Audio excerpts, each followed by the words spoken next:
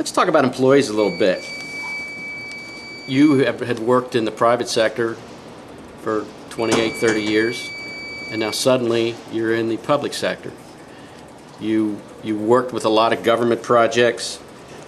Maybe you could talk a little bit about how you view PennDOT employees, how you relate to PennDOT employees. Has that view changed from when you used to work in the public sector, now you're working, private sector, now you're working in the public?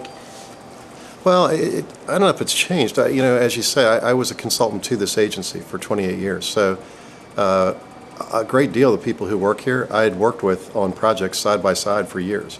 So I knew a lot of the people in the agency. I knew what their role was. And I had a high degree of respect and admiration for the agency and the people who worked here throughout my entire private career. Coming in as secretary, I think what any leader of an organization immediately thinks, these are my employees now. All right, they're not coworkers, they're not colleagues anymore. They're not clients, whatever you want to call, the individuals you work with from the perspective that you're looking at. I think for me, all of a sudden it became, these are my 11,700 employees, and I'm responsible for them. I'm responsible for them, their careers, and their families. And no matter where I've worked, I've always felt that if I'm the one who employs you, I take on that responsibility for your career. And to me, that's as important as anything else you're trying to achieve, is that you have to help people achieve their career goals. And so for me, coming to PennDOT, I had to learn some aspects of the business that I hadn't worked with before, like maintenance and safety administration, and understand what they do, and then understand what their goals and objectives were to try to help them achieve it. They're great people. They work hard. We all take for granted that the snow's cleared, and that the roadways, when a flood event or a storm occurs, that they're reopened quickly. And it doesn't happen without a heck of a lot of training, preparation, communication, and folks working. We had people in the floods last September who lost their homes personally and were still out inspecting bridges. Wow. If that doesn't tell you about the commitment of these professionals, I don't know what else would. I mean, I was just flabbergasted by the fact that so many people in the Northeast region had personal losses and yet were still at work doing their job. That's good information, because there's so much talk about the state worker, and it's a lot of negative talk, but what you brought forth is a lot of positive talk. And I know I just came across the article for the PennDOT Star of Excellence Award winners, 30-some people that you personally recognized. Tell us about PennDOT employees from the perspective of what kind of training does PennDOT provide? What kind of, not just from technical aspect, from a people aspect, a leadership aspect, what do you think people should do for themselves? Maybe, sometimes their employer can't provide training because maybe the budget was cut, but what do you think about training for staff as well as people getting their own training? Well, I think there's two different aspects. We're in a technical field, okay? You're an engineer, I'm an engineer. So there's technical training for one, which is certainly a requirement and relevant to getting people both on-the-job training and then organized outside training to make sure they're technically proficient. As you well know, from when you and I were working together, we used to roll plans out at drafting tables and look at them, right? I mean, you were the bridge engineer, I was the highway and hydraulic engineer. We actually sat around a table and looked at plans. Well, today they're done online. Yeah. So it's a combination of technology changes, materials change, and we have to keep our folks current. That's technical training. On the leadership side, we emphasize heavily here training for communications, which to me, I know we'll talk about this probably, but to me, a major component of leadership is communication, both a vision and how to communicate with your staff. So communication is an emphasis, and then we also have a leadership academy that we put people through and challenge them to look beyond what they do for a living and look at things that affect our entire agency, to give them some exposure and experience of what it means to lead by getting out of the area of your technical capability and studying things that are going to affect the entire agency. But beyond that, as you mentioned, I think we ask employees there are limits to our funds. There's a limit to any private company out there. When difficult times like this occur, one of the things that frequently gets cut might be training budgets. So employees have to, on their own, look at things through professional societies and other avenues to gain experience in leadership in their industry. And I think for me, throughout my career, I was fortunate my employers provided some of that, but I spent a lot of time both on the job and outside kind of watching what other people did, learning by example from seeing leaders that I wanted to emulate, or perhaps ones that I didn't want to emulate for things that I thought were not good leadership skills.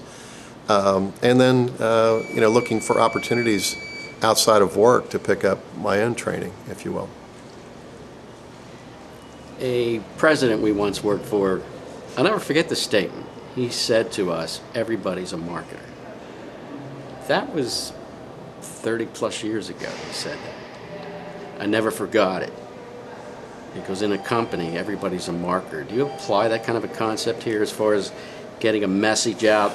What do you encourage employees to say to the public or just anybody they meet about? Well, I tell them they represent the agency, they represent me, and they represent the industry. And they should be proud to talk about what we do. They should be proud to talk about what we're changing for the benefit of the public and to reduce our costs, improve our products, improve the efficiency of what we're doing. They should be proud of that and communicate it. And beyond that, one of the things that we instituted here when I started was a concept called IdeaLink, which is a web-based tool for people to submit ideas. Now, everyone probably has suggestion boxes and other things like that to say, give us a suggestion. To me, I wanted them to know that I think highly of their ability, no matter what they do in this organization, and I think highly of the importance of that position. I tell everyone all the time, look, I have a role here and you have a role here. Mine is no more or less important than yours. And each one of us is responsible to move the agency forward. I want you to constantly be thinking about what you're doing and what we could do better. And then tell me if there's something you think we should change. And send it in through IdeaLink. The idea will be analyzed. It'll come to me. I'll personally review it and then let you know whether we're going to implement it or not. And just in the year we've had that, we've had over 800 suggestions, of which we've implemented 250. And I'd say of the ones that are reviewed, of the 250 we've implemented, that's 250 out of 275. I mean, that means these are highly quality ideas. People are thinking about this before they send them in. And to me, that sends a message to the employees that I care about their thoughts. I care about, I want them to care about what they're doing every day, not just come to work and do what they did yesterday, but think about how could I do it better? Advance the organization, advance the industry. So you must be reviewing some of those while you're bottle feeding twins. I mean, how do you say you personally look at every one of those? I do. And then do you assign people to review them? Or? They get reviewed and then they come to me with the review. Okay. But I think there's, if you're going to ask people to put the idea to you, you should be willing to carve the time out of your schedule to review it for them. And I think as a leader of a large organization like this, I mean, you and I, the company you referred to, the president that spoke to us, he came around and said good morning to us every day, Yes, which made an impression on me. That was excellent. But that was a 25 or 30 person company. This is 11,700 people across the entire state. I can't go around and say good morning to everyone, nor can I have a conversation even with the group of them. I try to get around and visit with the offices and bureaus at least once a year. But if I'm here for 8 years, there'll be 10,000 people I might not meet. So, what the IdeaLink does, one is it tells them I'm interested in what they're doing. Secondly, by reviewing it, I was just telling somebody this today, is that it gives me a chance to know that what they're dealing with and what they think could be done differently in every aspect of the business. So it helps me to learn about what they're doing out there in the field. People that I may never meet, I'll know their names because I saw the idea they submitted to me. And whether we implement it or not, they took the time to tell me something that they thought could be done better. And it helps me to learn about what's happening on a daily basis in the organization. And I think it creates a culture of leadership in that we're asking everyone to think about how do you advance the organization. And I think for any organization to be successful, you need that culture of saying, how do we continually get better? And out of that will come your leaders. Excellent. And in my view, that is desperately needed in leadership. I got to say that. That's the type of leadership we need. You also mentioned that I know that you do a lot of your own emails. It's like, talk about how you communicate with your people and why you might send your own emails to people. Well, again, for the president of the company, even in my prior firm, we were 350 people. I probably knew on a first name basis, even though they were scattered geographically around the Mid-Atlantic region, I probably knew 200 at least, maybe 250. Here, I can't talk to everyone every day. If I could, I would. I think there's nothing more effective for a leader than to communicate with their staff and exchange ideas. What am I working on that might affect them? What are they working on that should shape what I'm spending my time on? It's hard to do that with this big of an organization. So for me, what I think is very important is for me to communicate to them where I think we're heading and what things I think might affect us and therefore affect them. And I do that through sitting down periodically and sending emails. In today's technology, Right. I can do that. So I send emails. I write them myself because I want them to know that it came from me. It wasn't someone preparing a speech for me or preparing comments, but it's something I thought that was important to tell them. I would tell them in person if I could. And I do frequently. When I get around the state, I'll tell them everything I know about what's happening and where we're going, and then I take questions from them about anything they want to talk about. And then because I can't see all 11,700 of them, I'd say 4 or 5 times a year, maybe more, I'll sit down when I think it's significant enough and type out an email. Sometimes it's simply a holiday greeting.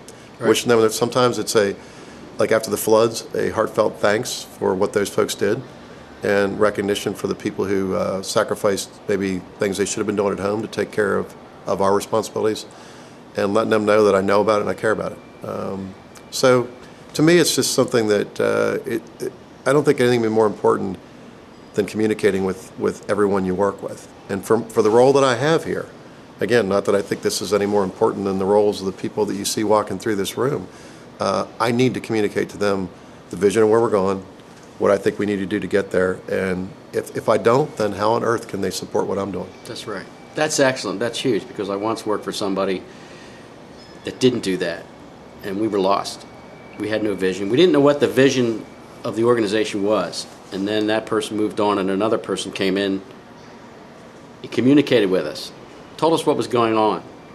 He had an open door policy. He did answer his own emails. And I sent him an email once and he answered it in 3 minutes. This guy has a lot to do. You kind of wonder how they balance that time, but it was important for me to hear direct from him.